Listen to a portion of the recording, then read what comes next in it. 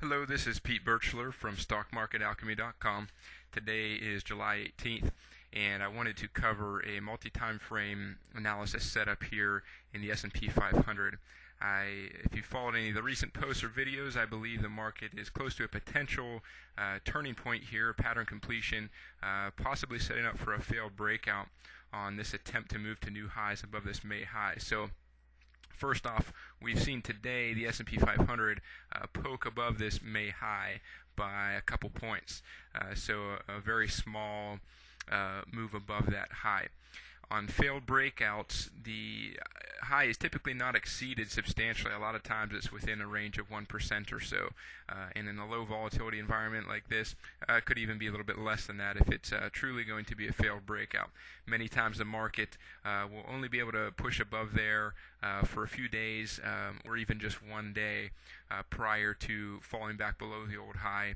And in the best failed breakout scenarios, there is only one swing high that occurs on this attempted breakout here. So I want to get into the technicals and show you multiple time frame momentum setup, which is suggestive that we could possibly see that here. What we're looking at right here is a 2-hour chart, and what I want to point out here is that this MACD study underneath the chart is coming off of the highest level it's been at in months. So this chart's going all the way back to mid-January, and so the MACD is just coming off of the highest level it's been in months here. So on this time frame, it's very overbought, but now we'll also see a small pullback and a push to new highs here. So not only is it coming off of overbought, but it's now entering into a divergence pattern, which is really the typical indicator setup we see at the end of a trend. So when the momentum is waning and that market is about to turn, we start to see this divergence pattern show up. So that's what's happening on a 2-hour chart. Now if we move to a 2-day chart here, somewhat similar here is we can see that at the May high, the MACD reached its highest level basically of the bull market or since the beginning of the bull market. So going back to mid or late 2009, May was the highest MACD level that has been reached in that time frame on this 2-day chart. And so now we've corrected into June and we've pushed a slight higher highs, and now we're seeing this sharp divergence here at this point. Now the market could continue and erase that divergence, but at this point this is a very sharp divergence right here. Somewhat similar to if you look back here to the attempted breakout at the April 2011 highs. We saw a very sharp divergence indicating weakness on that attempted breakout. So I think given the length of this uptrend here and the strength of this divergence, that certainly there's a possibility here on this time frame that we do see the market correct. Now what I wanted to move out to is like a 2-week chart on this charting service. Let's just go to a 9-day chart. And somewhat similar here in that the level of the MACD currently is coming off of, in May, the highest it's been throughout the last 2 bull markets. So this is going all the way back to 2002. Here's the low in 2009. We can see the MACD has reached higher than it's ever reached there.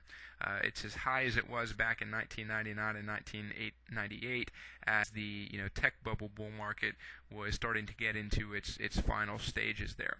So what we are missing on this time frame is a full-blown divergence pattern like we saw at the tops of the last couple bull markets. So in 2000, we did see that market experience some divergence prior to topping, and we did see a mild divergence pattern here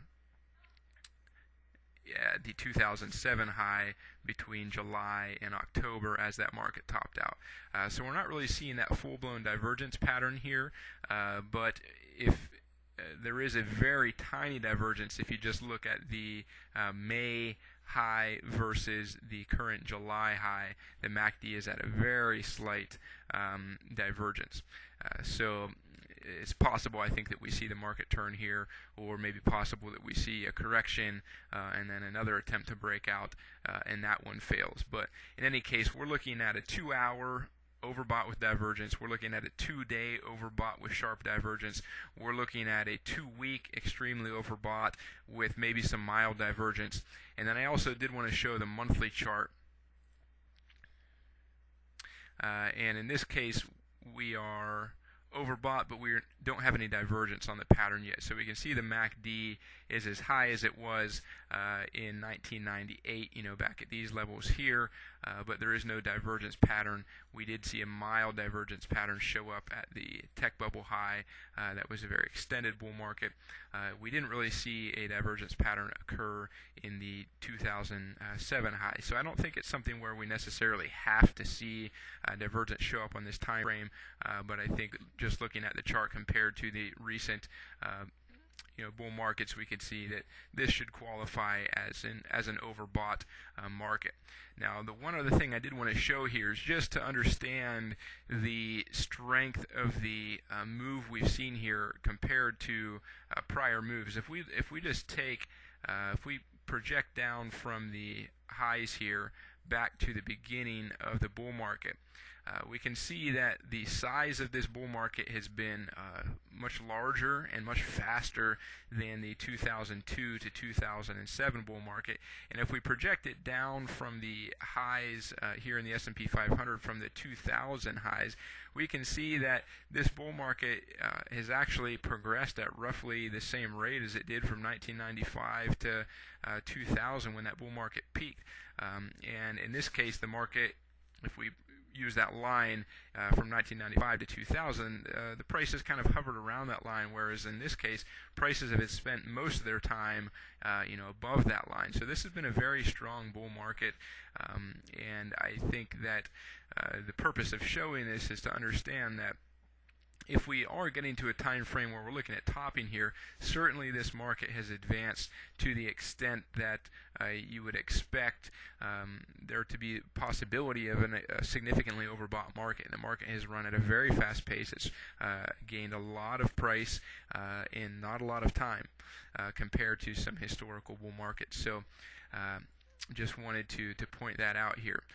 If you are interested in any of this type of analysis, if you search back on my YouTube videos or my blog and go back to the time frame where bonds peaked, and let me actually try and go back to that time frame here and just look at that. I posted a chart right at the top of the recent bull market in bonds, showing a very similar multi-time frame setup here, and in retrospect, it nailed the high in bonds here. So at that time here last July, so if you go back and look at July 2012 at those posts or time frame, what I pointed out was if we looked at a MACD, we had this daily time frame divergence here between these highs and the MACDs or momentum weakening. And then if you just look at this little move up from here, we saw a divergence between this high and this high. So we had like an hourly time frame divergence, we had a daily time frame divergence, and then if you move to a weekly chart as well, which I'll try and bring up here in just a second, there was this weekly time frame divergence between these highs and these highs. So we had a hourly, daily, and weekly multiple time frame momentum where they're all overbought and all experiencing divergence, and obviously that set up an initial decline. We did see a secondary rally, but now the market has fallen apart. So bonds have declined roughly 20% or so since that high. So we're basically getting into bear market territory here for bonds. So I think just based off a pure indicator standpoint, we're really in a similar analogous situation here in stocks. And I think we need to be wary of this breakout attempt here in these summer months, and possibly expect some weakness in the seasonal time frame into the fall. The typical weakness is into the September-October time frame to look for a bottom. and I think that based off of commodity prices as well, maybe we should be looking for both stocks and commodities to correct or continue to move lower into the fall time frame, and then possibly see what strength to the downside has occurred at that point in time before we look to be a potential buyer. So that's my take on where the market is right now. I hope this information is useful. As far as how to actually go about trading